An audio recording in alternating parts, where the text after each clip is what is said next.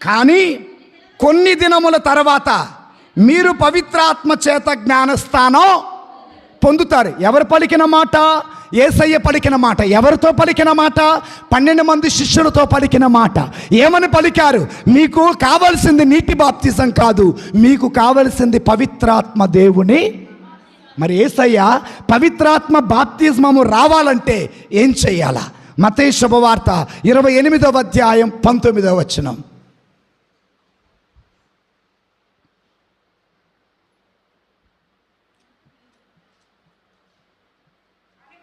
కనుక మీరు వెళ్ళి సకల జాతి జనులకు పితా పుత్ర పవిత్రాత్మ నామమున జ్ఞానస్థానం వసగుచు వారిని. ఎవరి నామమున జ్ఞానస్థానం అమ్మా?